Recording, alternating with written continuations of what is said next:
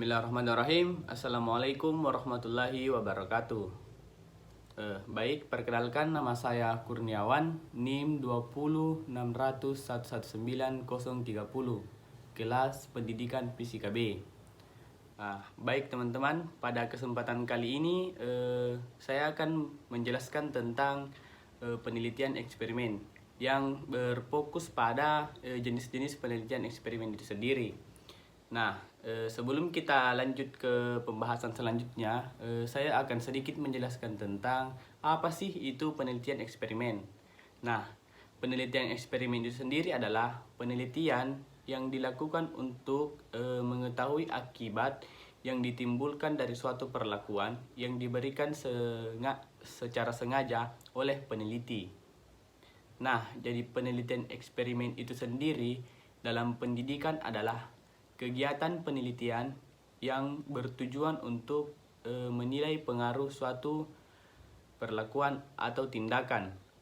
Pendidikan terhadap tingkah laku siswa atau menguji hipotesis tentang ada tidaknya pengaruh tindakan itu jika dibandingkan dengan tindakan lain. Selanjutnya kita ke pembahasan selanjutnya. Selanjutnya kita akan membahas tentang jenis-jenis penelitian dari eksperimen. Jenis-jenis penelitian eksperimen ini sendiri terbagi menjadi 6, yaitu yang pertama true eksperimen, yang kedua quasi eksperimen, yang ketiga faktorial, yang keempat time series, yang kelima repeat measures, dan yang keenam single subject.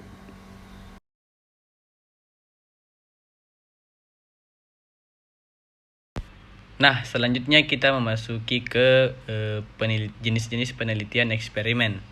Yang pertama yaitu true eksperimen. True eksperimen adalah penelitian yang mengontrol semua variabel luar yang mempengaruhi jalannya eksperimen, di mana pengambilan sampel eksperimen dilakukan secara random dari populasi atau dilakukan validasi internal. Disebut sebagai true experiments karena dalam desain ini, peneliti dapat mengontrol semua variabel luar yang mempengaruhi jalannya eksperimen. Jadi, validasi internal atau kualitas pelaksanaan rancangan penelitian itu menjadi tinggi. True eksperimen itu sendiri mempunyai ciri utama, yaitu sampel yang digunakan untuk eksperimen maupun sebagai kelompok kontrol diambil secara random dari populasi tertentu. Atau dengan kata lain, dalam true experiments pasti ada kelompok kontrol dan pengambilan sampel secara random.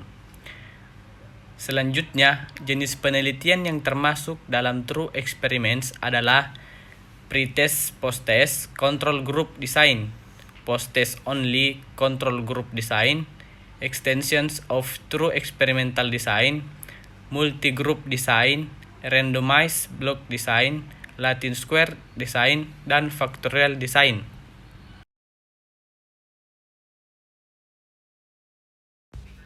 Selanjutnya kita masuk ke karakteristik true experiment. Yang pertama yaitu tugas yang diberikan itu secara acak.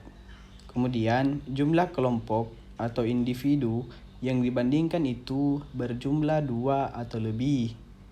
Jumlah interferensi yang digunakan yaitu berjumlah 1 atau lebih interferensi. Dan variabel yang terikat atau diukur diamati hanya sekali saja. Kemudian kontrol biasanya digunakan yaitu tes awal, pencocokan, pemblokiran, dan kovariat.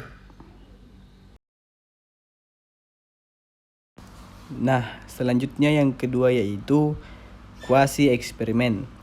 Quasi eksperimen sendiri disebut juga dengan eksperimen pura-pura. Bentuk desain ini merupakan pengembangan dari true experimental design yang sulit dilaksanakan. Desain ini juga mempunyai variabel kontrol, tetapi tidak digunakan sepenuhnya untuk mengontrol variabel luar yang mempengaruhi pelaksanaan eksperimen. Desain ini digunakan jika peneliti dapat melakukan kontrol atas berbagai variabel yang berpengaruh, tetapi tidak cukup untuk melakukan eksperimen yang sesungguhnya. Nah, adapun bentuk-bentuk kuasi eksperimen antara lain yaitu time series design dan non-equivalent control group design.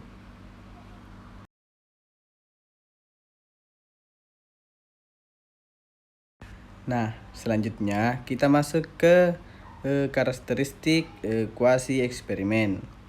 Sama seperti true eksperimen, karakteristik dari kuasi eksperimen itu sendiri kurang lebih sama dengan true eksperimen.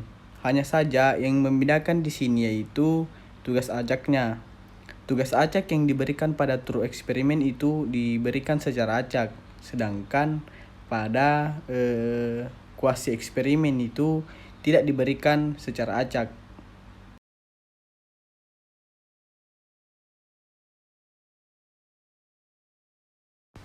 Tiga, faktorial. Nah, desain faktorial ini merupakan modifikasi dari desain true eksperimental lagi, yaitu dengan memperhatikan kemungkinan adanya variabel moderator yang mempengaruhi perlakuan terhadap hasil. Nah, desain faktorial ini digunakan jika peneliti mengambil lebih dari 2 variabel bebas yang akan dijadikan sebagai perlakuan dan masih harus ditinjau lagi dari aspek lain sehingga desainnya akan menjadi desain faktorial. Faktorial desain sendiri sering disebut sebagai dengan pola F atau prinsipnya sama dengan treatment by level design atau TL.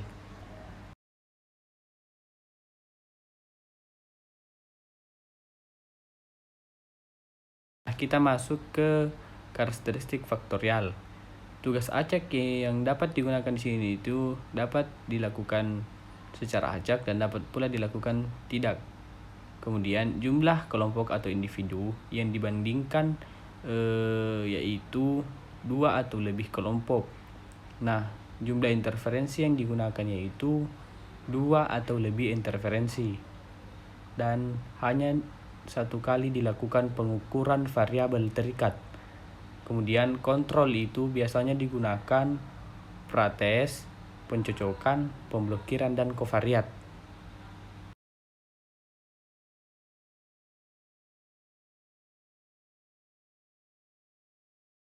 Baik, kita masuk ke jenis yang keempat, yaitu time series.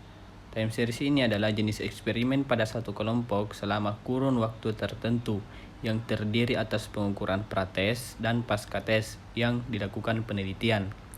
Nah, ciri desain ini adalah grup yang digunakan tidak dapat dipilih secara random. Sebelum diberi perlakuan, grup diberi pretest sampai 4 kali dengan maksud untuk mengetahui kestabilan dan kejelasan keadaan grup sebelum diberi perlakuan. Jika hasil pretest selama 4 kali ternyata nilainya berbeda-beda, berarti grup tersebut dalam kondisi tidak stabil dan tidak konsisten. Setelah kondisi tidak labil, maka perlakuan dapat mulai diberi.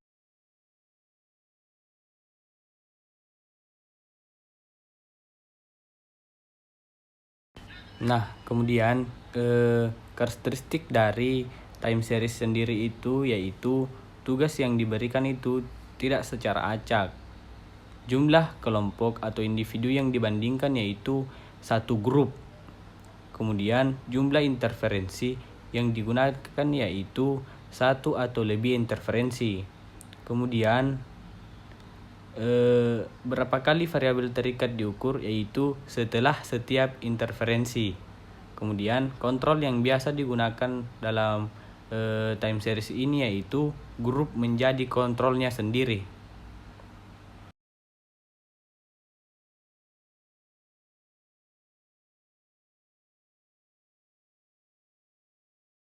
Nah, kita masuk ke jenis yang kelima, yaitu repeat measures. Repeat measures adalah desain dengan 2 treatment eksperimen berbeda untuk menentukan efek masing-masing perlakuan secara terpisah, yang kemudian diukur perbedaan dari kedua perlakuan tersebut. Di dalam desain tindakan berulang, semua peserta dalam satu kelompok berpartisipasi dalam semua perlakuan eksperimental dengan masing-masing kelompok menjadi kontrol sendiri. Nah, peneliti membandingkan kinerja grup di bawah satu perlakuan eksperimental dengan kinerjanya di bawah perlakuan eksperimental lain.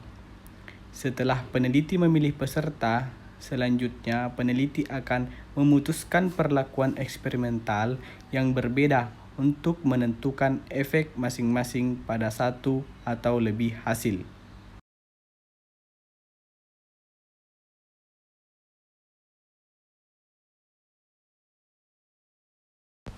Nah, selanjutnya karakteristik dari repeat measures yaitu tugas yang diberikan itu tidak berupa tugas acak. Nah, jumlah kelompok individu yang dibandingkan itu juga merupakan kelompok satu grup, dan jumlah interferensi yang digunakan yaitu 2 atau lebih interferensi, dan berapa kali variabel terikat diukur atau diamati itu setelah setiap interferensi. Nah, kemudian kontrol yang biasanya digunakan yaitu hanya menggunakan kontrol kovariat.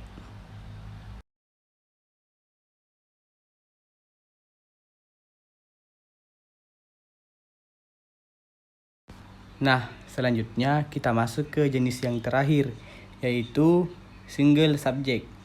Nah, single subject sendiri adalah penelitian yang mempelajari perilaku individu dari waktu ke waktu dengan memilih subjek yang ideal. Penelitian subjek tunggal bisa disebut juga dengan end of one research, atau merupakan eksperimen yang dilakukan terhadap subjek tunggal.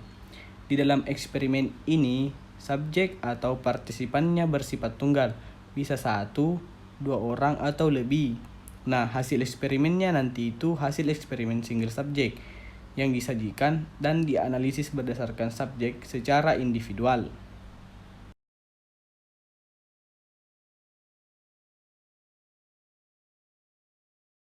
Nah, kita masuk ke karakteristik single subject. Nah, tugas yang diberikan di sini merupakan tugas yang tidak diacak.